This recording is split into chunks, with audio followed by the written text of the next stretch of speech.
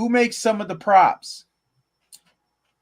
Where is there conventions? What conventions might be good for you? Okay, I'm thinking about being a home haunter. What makes me a home haunter versus a professional haunter? And sometimes there's lines there. And the biggest thing is, haunting to us is a major, major part of our lives. Mm-hmm. And it is not just, hey, I get to see that guy. The friendships that come out of the haunt industry are amazing. Yeah, some haunts they like to keep all their secrets to them, and other ones And I that's will show okay. you That's how to do okay. it. Yeah, absolutely. It's just one of those things that as we go on this podcast, and we really want to talk to people, we want to figure out what got them started and why do they do what they do. Yeah. And I know we were talking before we were even really shooting at what we were going to do on this. It got brought up to my attention that one of my friends is allergic to latex, but latex can be found in paints, like face paints, and Yes. they had no idea. And even some masks that say they're latex free actually have small traces of latex. We actually have two big allergies to latex. My daughter has allergies, and our crow slash priest character Jeffrey, we discovered a pretty major one. And one for Brooke, it was makeup we found out, and then with Jeffrey, he put on a mask that he didn't think had latex in it, and I was like, nope, nope. See this right here? This is from latex, my friend.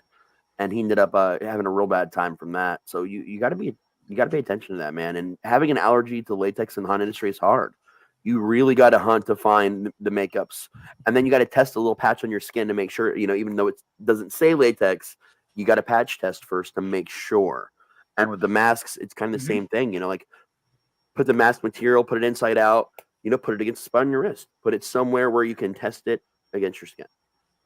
And another thing that I do want to get into as we go along with this is a key factor in safety. Yes. We all want to be safe when we go through a haunt. Definitely. Haunts are supposed to be scary, but you're also supposed to be able to feel like you are in a safe place. Yep. And as soon as you get done being scared, you should understand that, yeah, this is safe. But what makes things safe? Fire alarms, absolutely. Oh yeah. Those exit signs. I know there are some places that people go through and they are like, oh, look, there's an exit sign. But here in Ohio, it is required that we actually have these inside buildings. It's a law. Right. And the thing is, makes it tough for us indoor hunters because it does break some immersion. No matter what you do or how you dress it up, it will unfortunately break a little bit of your immersion because they're light up signs. They're lit. They have to be well lit. Like we get fined if even one battery is out to where like all of it, but one tiny little section is glowing. We'll still get hit for that. So one of the things that you're going to see at my haunt versus a lot of haunts is my character is the only one, but I do have a chainsaw. I do have machetes. I do have axes. I do have real stuff. Am I going to get as close as I possibly can to you? Not with those items, maybe if they're behind me. Right. But safety is a key factor, and in 20 years of me doing it, I have practiced and practiced and practiced and practiced, and I have figured out how to do this in the most wonderful way of keeping it so close to you, but yet having it so far away from you that if something does happen, it is not going to go towards you. Right. And that is one of the key factors. It helps to have trained people to be able to react in those situations that know about safety precautions and procedures and things that they need to do in order to keep the patron safe coming through.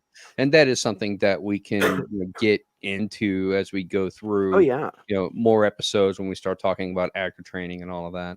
Oh, definitely. I want to do some actor training episodes. Absolutely. And the one thing I'm always constantly reminded of is accidents do happen, and we feel bad when accidents happen. You bump somebody, you feel bad. But there are some places that if they do not do the training with their actors in this equipment, things can go wrong. I have a haunter that absolutely loves being the chainsaw character, but before he could do it, I told him, here, practice on this tree. And he said, well, the tree is a tree. I said, make the tree move.